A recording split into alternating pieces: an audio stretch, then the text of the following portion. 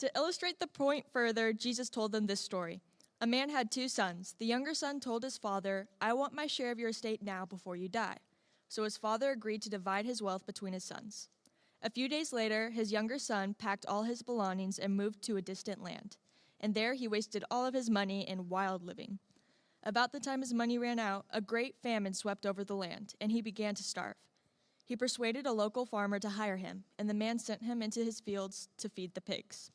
The young man became so hungry that even the pods he was feeding the pigs looked good to him, but no one gave him anything. When he finally came to his senses, he said to himself, "At home, even the hired servants have more food to spare, and here I am dying of hunger. I will go home to my father and say, 'Father, I have sinned against both heaven and you. I am no longer worthy of being called your son. Please take me on as a hired servant.' So he returned home to his father, and while he was still a long way off, his father saw him coming. Filled with love and compassion, he ran to his son, embraced him, and kissed him. His son said to him, 'Father, I have sinned against both heaven and you. I am no longer worthy of being called your son.' But his father said to the servants, 'Quick, bring the finest robe in the house and put it on him. Get a ring on his finger and sandals for his feet, and kill the calf we have been fattening. We must celebrate this with a feast, for this son of mine was dead and has now returned to life. He was lost, but now he is found.' So the party began. Meanwhile, the older son was in the fields working. When he returned home, he heard music and dancing in the house, and he asked one of the servants what was going on. 'Your brother is back,' he was told, 'and your father has killed the fattened calf. We are celebrating because of his safe return.' The older brother was angry and wouldn't go in. His father came out and begged him, but he replied, 'All these years I've slaved for you and never once refused to do a single thing you told me to do. And in all that time, you never gave me one young goat for a feast with my friends. Yet when this son of yours comes back after squandering your money on prostitutes, you celebrate by killing the fattened calf.' His father said to him, 'Look, dear son, you have always stayed by me, and everything I have is yours. We had to celebrate this happy day, for your brother was dead and has come back to life. He was lost, but now he is found.'" Thank you. Thanks, Kylie. Kylie, that wonderful, articulate young lady, is my daughter. Among her many gifts is a sense of fashion. She may have raided my closet this morning. In case you didn't know, the Sounders play tonight at 7 p.m., and so I appreciate her representing my favorite soccer team on Father's Day. I love it. I love it. It's funny, I came in this morning, and that was a long passage. And Scott made the joke during the pre-service meeting. He said, "Are we going to have time for a sermon after the passage?" Because that is a lot to read. But you know, this is a wonderful worship service. I'm so glad you guys are here today. And as Kimber in the house, the Kimber and the band and everybody's so amazing. And Kimber, what you shared this morning too, just beautiful, beautiful. I feel like we have already heard some sermons and you've been able to articulate some things. But today I have a few things to share, and it's about, we'll be using this painting. But before we get rolling with that, I did want to say, when Isaac, who's out of town, by the way, if you haven't noticed, there's a balder person on the stage today than usual. Isaac's out of town, so he asked me to speak, and I'm one of the board members here at the intersection. My name is Josh. I'm connected to a few people around here, and just really grateful to be a part of this space.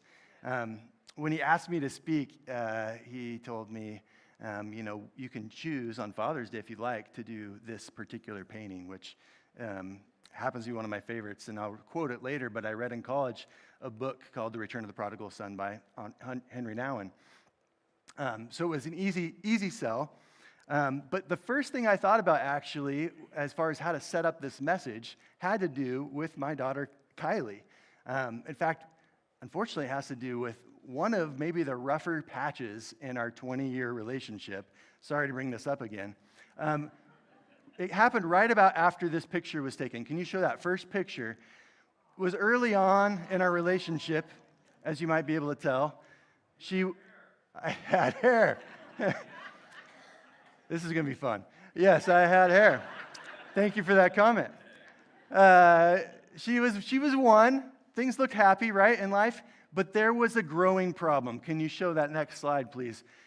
Well, I kind of had the spotlight with a halo there. Yes, I did have hair, but it was going away. Can you zoom in? It was actually a pretty big problem. And it was getting bigger by the day. And I decided, I might need to do something about this. So one night, I had some friends over. It was end of August.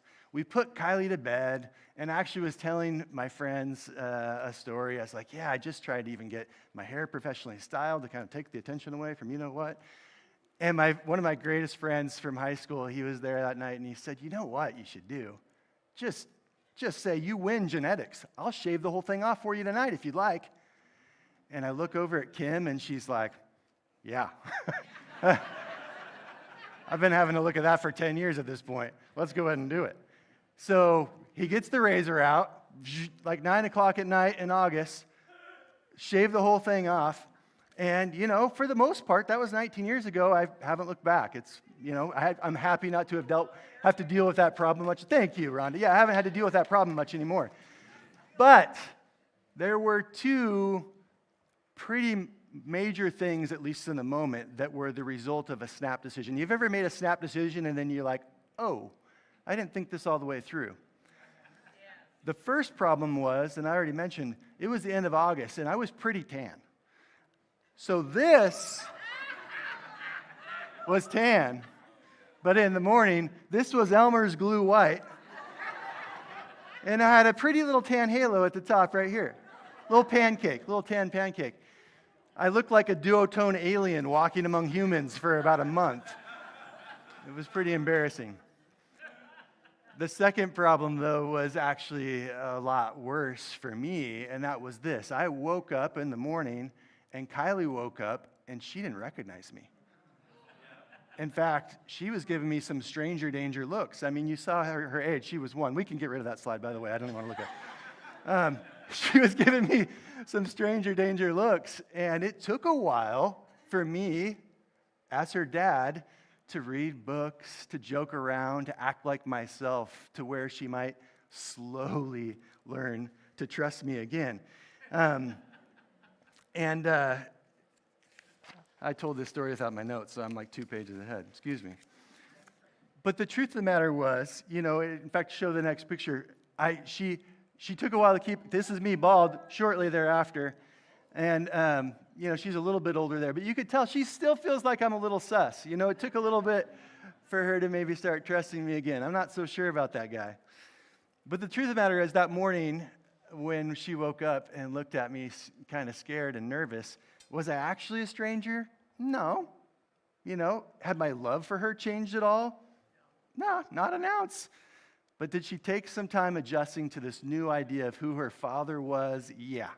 And it took longer than I was comfortable with, for sure. And as we move into our sermon series here, I think this happens to us with God sometimes. Metaphorically, he shaves his head. He shows up a little or even a lot differently than the way we were expecting to see him sometimes. It's as if he's inviting us to adjust the picture we have in our head of what we believe he looks like. In some cases, maybe he's inviting us to sharpen some edges, maybe splash some color, or draw some focus in a different spot. Other times, I think he might even invite us to erase some parts of the picture that we have of him altogether and resketch them in a way that's more life-giving and accurate to the truth of who he is. And so today, I titled this Father's Day sermon, Portrait of the Father. It fits, of course, with our sermon series, which is called Lasting Impressions, examining some beautiful paintings representing the life of Jesus. The sermon today marks the halfway point of the series, and also our second Rembrandt. Actually, Kimber mentioned the first with the one from a couple weeks ago in the stormy seas. This one is Rembrandt's The Return of the Prodigal Son. And, of course, it references the story that Kylie just read for us. So the title, Portrait of the Father, that I chose for today, also, of course, it fits with Father's Day, right? Which I want to pause for a moment. I want to shout out, there's many amazing fathers and father figures among us in the room, including my own dad who's here today. Thanks. Happy Father's Day, Dad. Right here in front. Thanks for joining us. Hey, if you make it till the end, you fathers, we do have a treat for you, but more to come on that front later. You got to stay to the end. I've already had a couple people say, "Oh, you're speaking. I'll see you later." You have to make it to the end. Hear about the tree. No. But, I also wanted to acknowledge, that this morning for some, this day, Father's Day, can be difficult. It might bring deep feelings of loss, sadness, absence.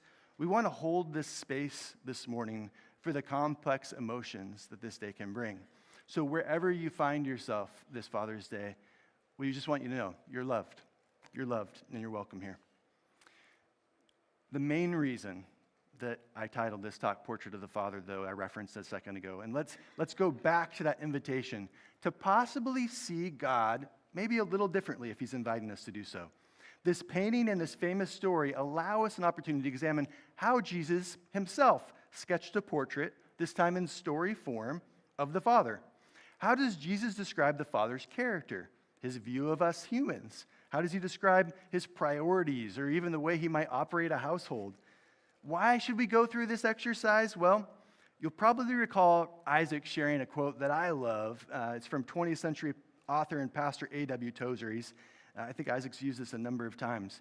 And that's this: what comes into your mind when you think about God is the most important thing about you or about us. So you might be thinking right now, that's kind of a bold quote, or even, that's not been my experience. And if that's you, that's okay. For the purposes of today, we're going to give you the opportunity to embrace the statement or to challenge it. And we're going to use this painting and this story as our guide. So, to set the table for this, I'm going to just give us all the opportunity as I kind of pray into the sermon to sit with that question just for a moment. What comes into your mind when you think about God? Seriously, give that 20 honest seconds of thought right now. Is it beautiful? Is it full of frustration or fear? Is it a mix of a lot of things? I'm going to pause a beat as you consider what comes into your mind as you think about God.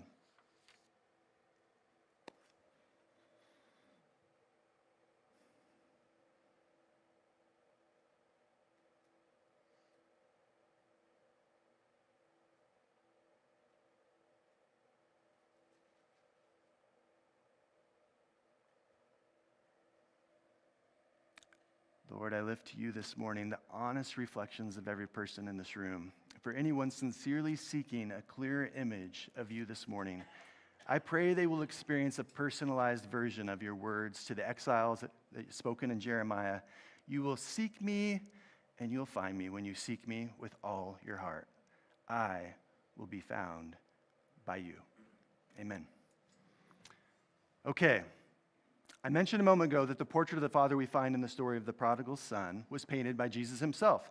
So this story, it's about the character of God, but let's get some of the context, some of the background. Do you recall what was happening that caused Jesus to launch into the story of the Prodigal Son? Was he clearing up some brotherly rivalries among disciples around a campfire one night, or was he riffing at synagogue on a passage from his Hebrew Bible, the Old Testament? Interestingly, no, that's not the context here. At the beginning of Luke 15, we find Jesus hanging out, and he's hanging out with some people that the first century people might have considered some riffraff.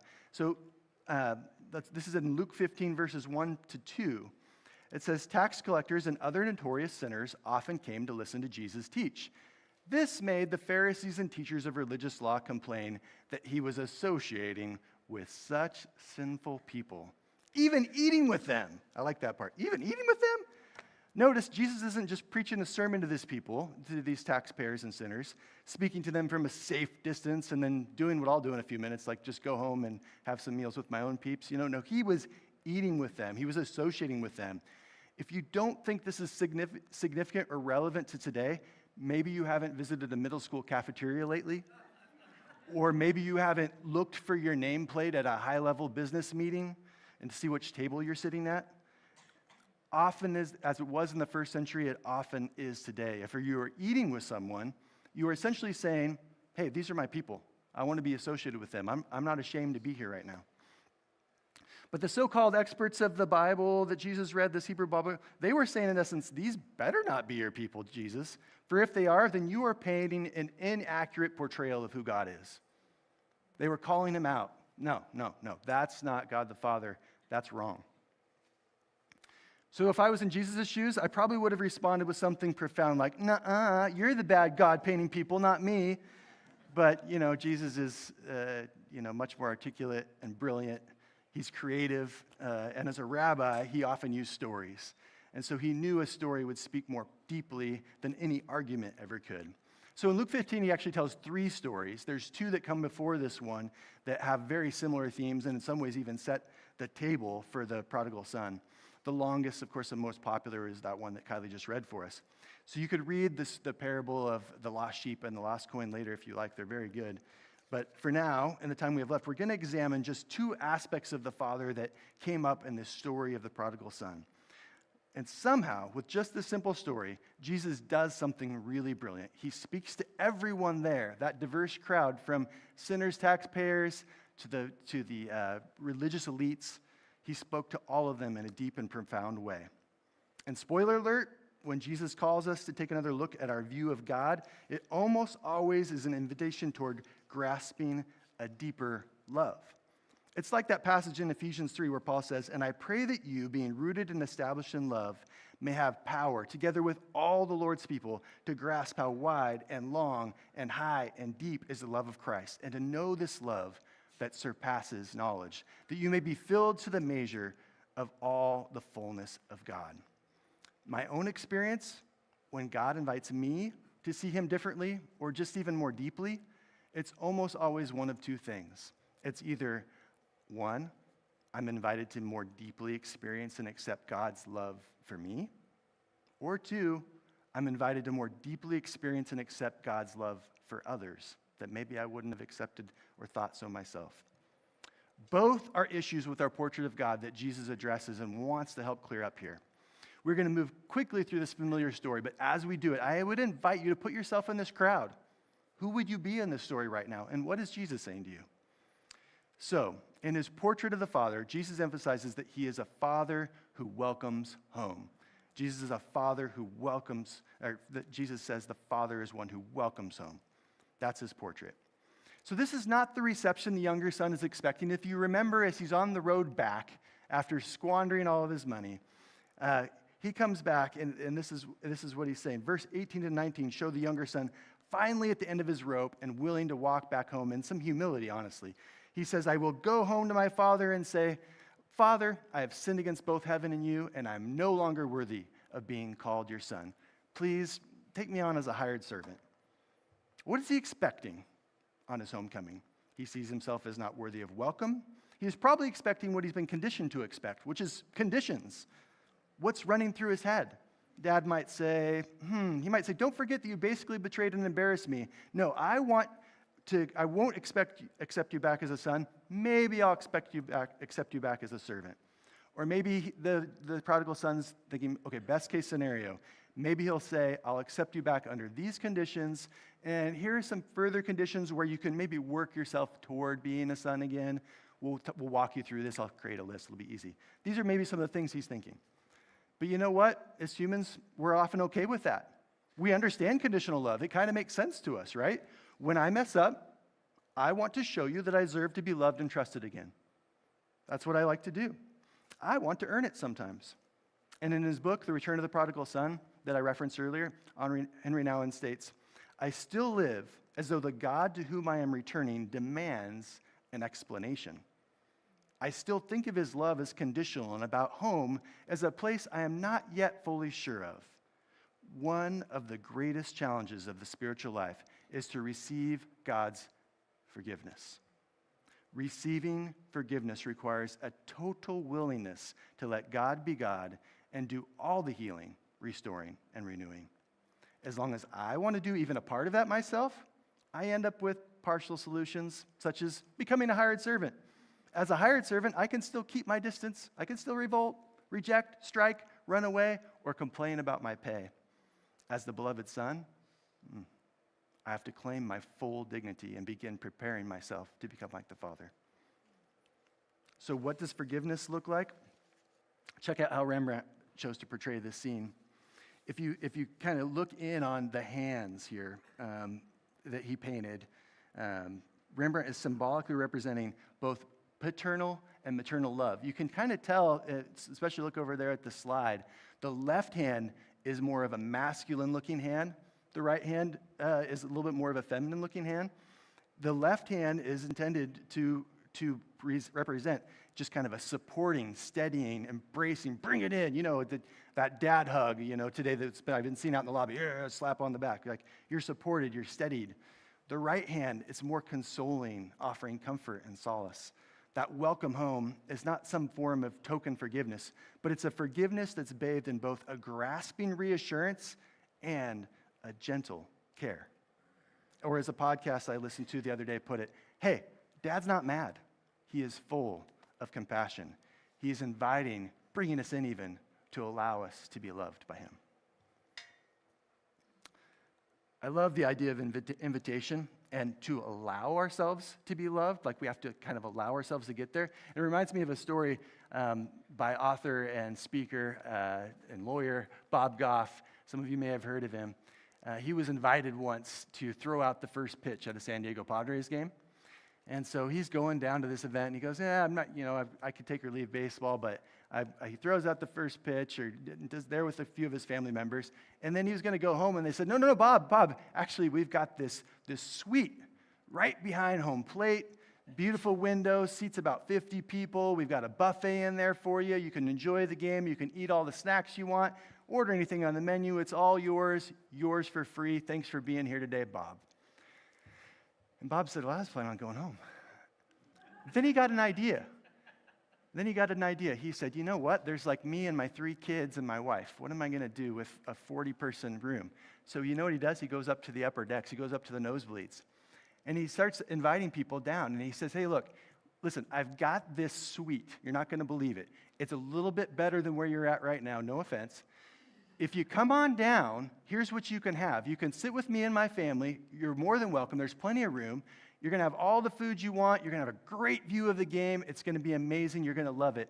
Come on down. But just so you know, here's what I'm going to do. Because I know we haven't met before. Stranger danger, right? We already talked about that. I know I might be kind of weird. So just come to the door. There's windows. You can look in. You can check it out for yourself. Does this look like something you want to join? Is it better than your current circumstance? You are welcome. You are invited to join. No pressure. And he used that analogy to say, sometimes as we focus on God's love, we can act like he's standing at the door like a bouncer, like saying, do you have the right idea, credentials to be in here? This is a really special VIP place. I'm sorry, you can't come in here. Or we can alternatively view God as somebody who says, I've got a feast. I'm not going to make you come in here, but I'm telling you, it's great. You're going to love it. You can come look through the windows if you want, but I'm just inviting you. There's nothing standing in your way. Come accept freely the gifts I want to give you and enjoy the game, enjoy the feast alongside me. That's the invitation. That's the different approach of bringing in love. So if this sounds too good to be true, tell you what, just come down and check it out. And the offer of a God who simply welcomes us home, what if instead of it being conditional, that love is infinite and invitational? Let's view God not as a bouncer outside the feast, checking whether we deserve to partake, but as a loving Father, just welcoming us home, welcoming us in. And speaking of a feast, the story moves on. The second aspect of the 2 aspects I want to talk about that Jesus emphasizes about the portrait of the Father is that he is a Father who celebrates relationship. He celebrates relationship. In fact, in all 3 of Jesus' stories of Luke 15, celebration is a key aspect. There's a celebration with the finding of a lamb and with the finding of a coin. And here, the lost son comes home and they throw a party. And it's as if Jesus is saying, excuse me, the reason I'm having dinner with your so-called taxpayers and sinners is because we're celebrating the relationship that we have together. They're welcome to have a relationship with me. And if what we just talked about with welcoming home was a message geared toward the youngest son, in this case, the celebration of this restored relationship, it really gets on the older brother's nerves. I don't know if you noticed that in the reading. Is there any eldest siblings in the house? I am an eldest sibling. Yeah. You know what? We're not always a lot of fun. No, we're not always a lot of fun. We really like our pictures of God to be served with a big dose of fairness and justice. Those younger ones got spoiled. And we preferably want the fairness and justice slanted our way and an even bigger dose of consideration for just how good we've been this whole time while the younger sibling was acting like a punk. This is something that we want. And do you want to know an oldest child's, because I've had this experience, I'm the oldest of five kids, mom and dad. Whoa, you're crazy. I had 2. I don't know how we are doing it. Anyway, I'm the oldest of 5. I get easily distracted. And you know an oldest child's least favorite Old Testament story and our least favorite parable of Jesus? I'm going to tell you real quickly. Our least favorite Old Testament story, Jonah. This is why. The first part of the story, it's okay. It's what you really usually see in the children's books. But we feel a little too exposed as an oldest when we get to the chapter 4 where Jonah reveals the real reason he didn't want to go to Nineveh. This is what chapter 4, verses 1 through 3 says. This is what it says. Can we put it up on the screen? I'll read it there. I think it's in my notes, but I don't know where. This change of plans greatly upset Jonah. This God came in and forgave, right? He forgave the Ninevites. It made him angry. So he complained to the Lord about it. Didn't I say before I left home that you would do this, Lord? That is why I ran away to Tarshish. I knew that you are a merciful and compassionate God, slow to get angry and filled with unfailing love. You are eager to turn back from destroying people. Just kill me now, Lord. I'd rather be dead than alive if what I predicted will not happen. Is that the voice of an oldest child or what? I wanted it to go the way I said it was going to go. And you are gracious and merciful and full of compassionate love. That's not what I signed up for, Lord. Why was he livid? Because he showed mercy and compassion. God showed mercy and compassion. But Jonah not only sounds like the eldest son outside the party, but the rest of the book, the rest of chapter 4 is the last chapter of the book. He basically throws a pity party so petty that he gets really ticked off about a plant. I don't know if you remember that part, but it's really older child tantrum at its best. My least favorite parable as an oldest child, perhaps other than this one where the elder child doesn't show up too well. I'll paraphrase, but you can read it in Matthew 20. It's the one where the farmer pays all the laborers the same wage. Do you remember this one? So basically, somebody starts working at the beginning of the day, and then somebody starts working at the end of the day, and there's some in the middle, and all of them get paid the exact same. And, I've read that for my whole life, and really until this week, I still read it almost like, that's not fair. And is it not kind of cool to dedicate my life and workday, though, to a God who shows generosity like this? Can I shift my mindset that way? My mindset favors scarcity. There's only so much to go around, so I deserve my fair share. But what if I took on God's mindset of generosity, that Psalm 50:10 thing where he owns the cattle on 1,000 hills? There is always more than enough to go around. If I could shift my perspective in a way to embrace that reality and that truth.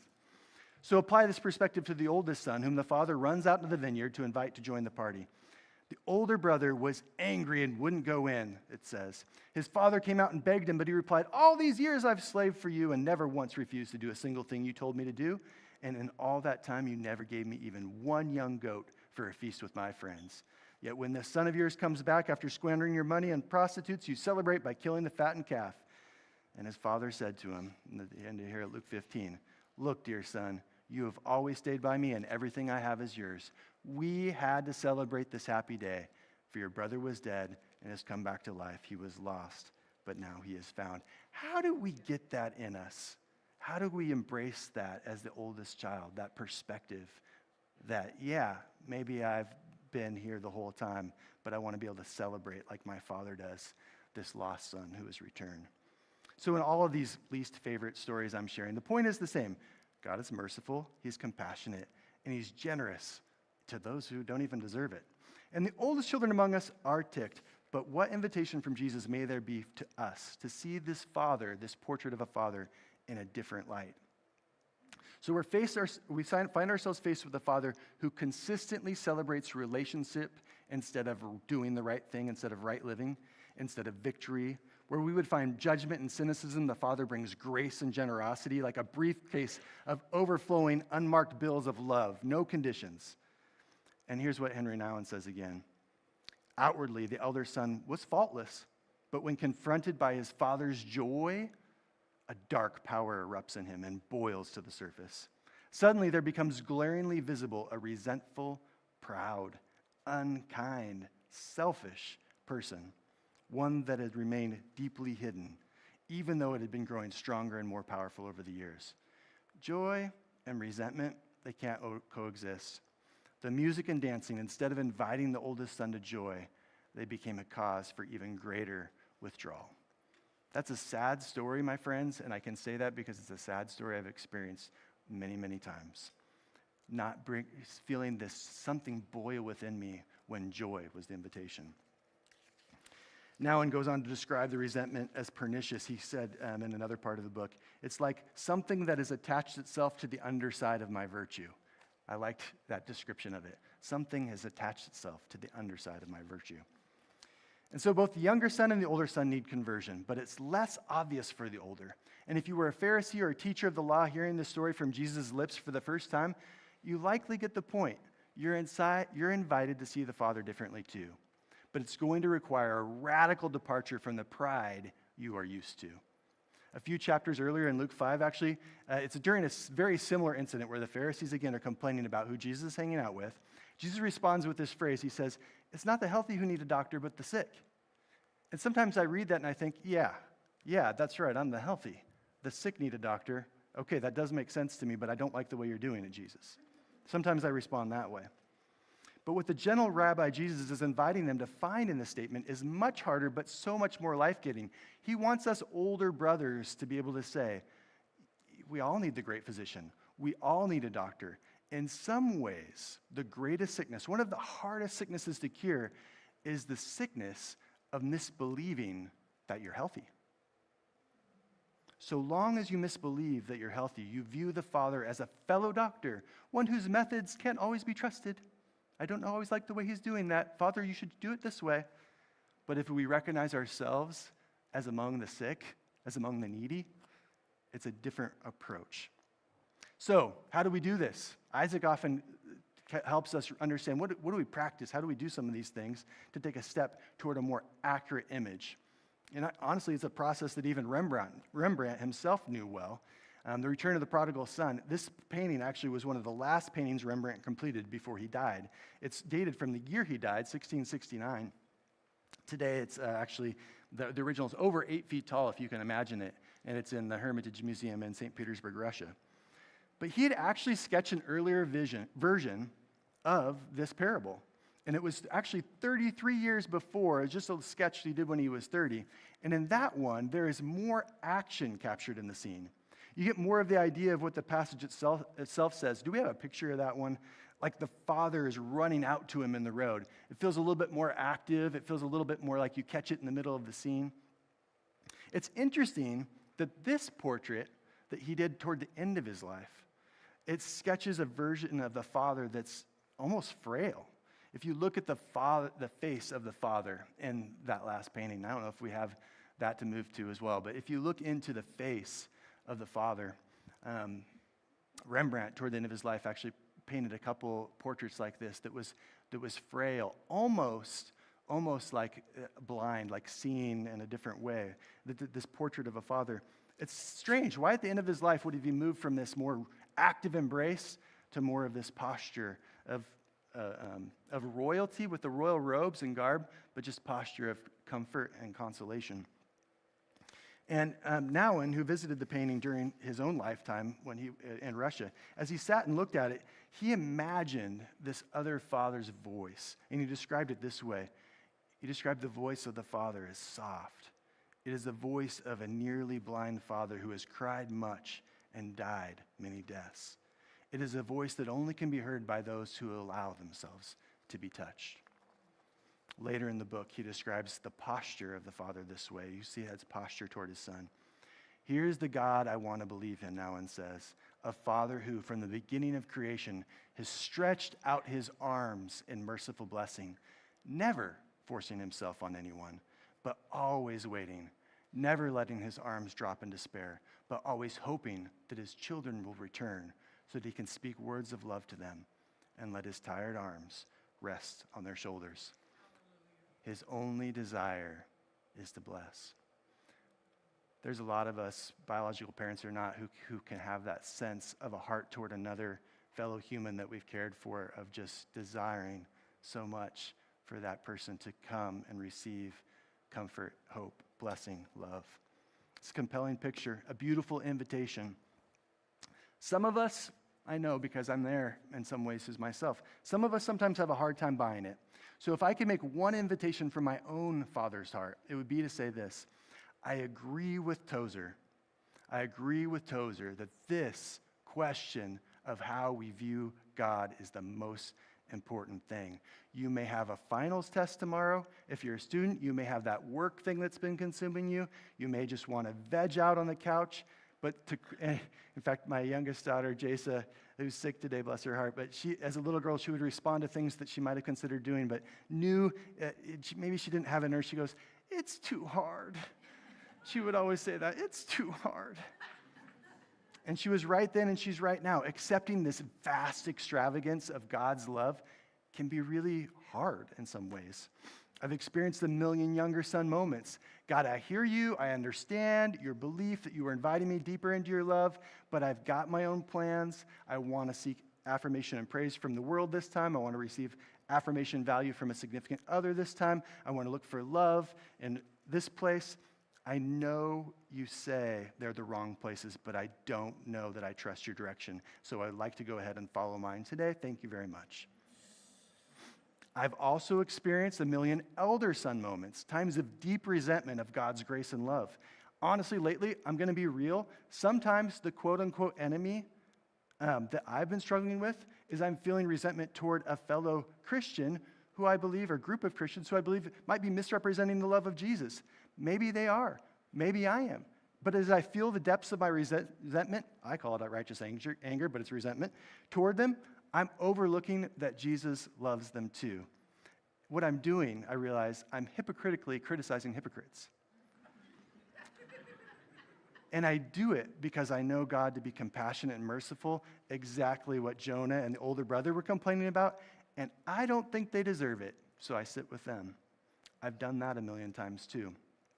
So I'm a person who needs to more deeply experience and accept God's love for me.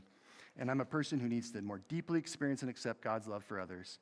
And so it might be too hard, and it is a challenge. In fact, I think I said this the last time I spoke, but Christian psychologist Kurt Thompson says that love is really hard to lodge into ourselves. He said, thoughts of shame take 2 to 3 seconds to lodge in our brain. Thoughts of love, you have to soak in like for a full minute for them to similarly penetrate our defenses to get that in us. And so we must practice accepting and soaking in this portrait of a Father that is true.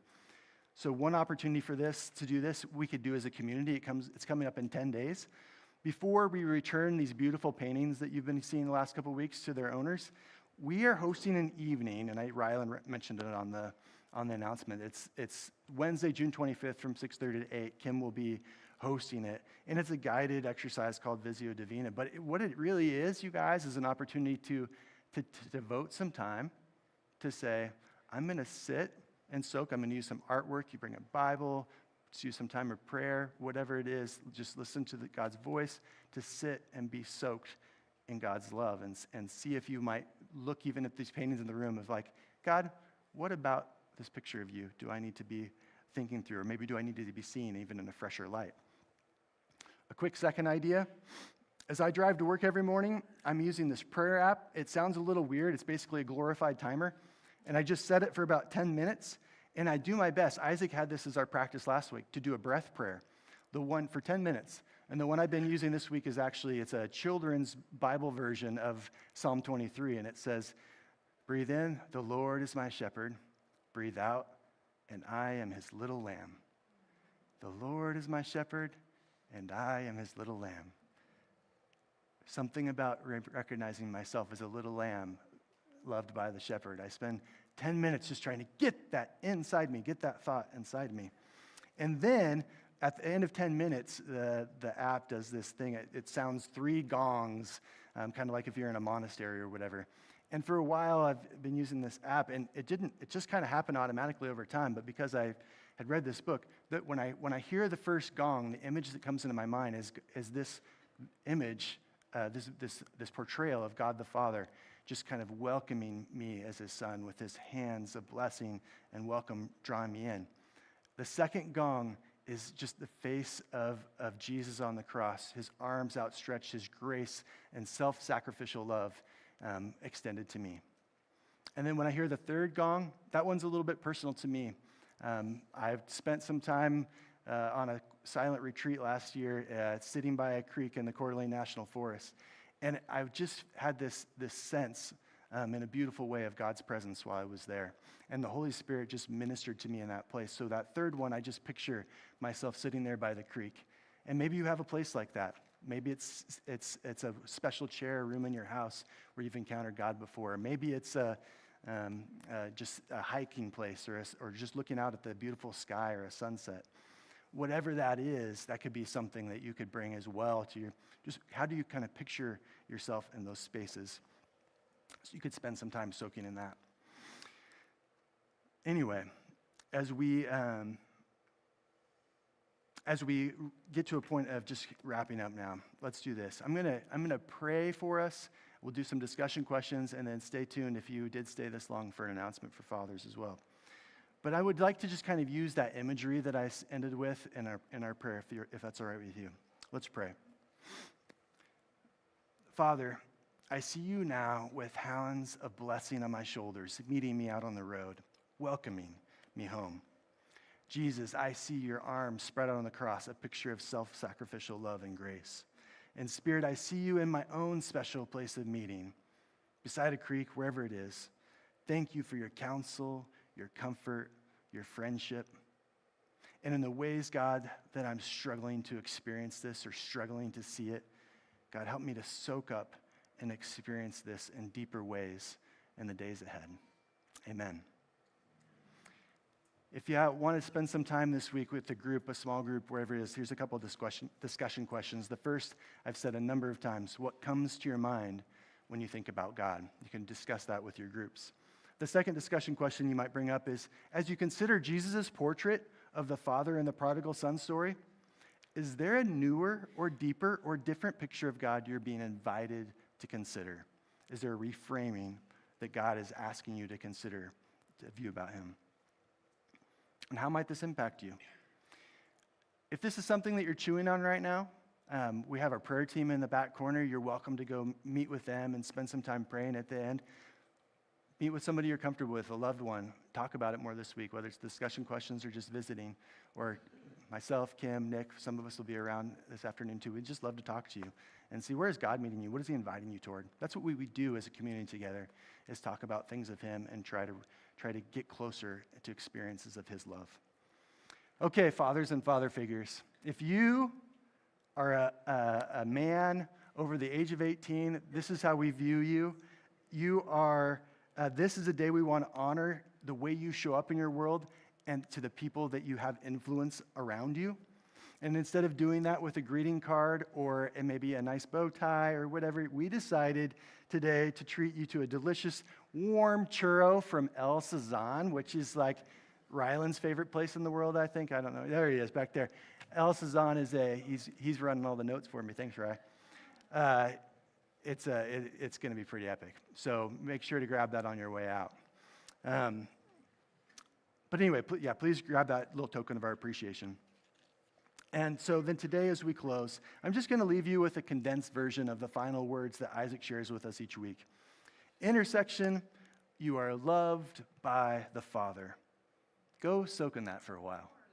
And have a great week. We'll see you all later.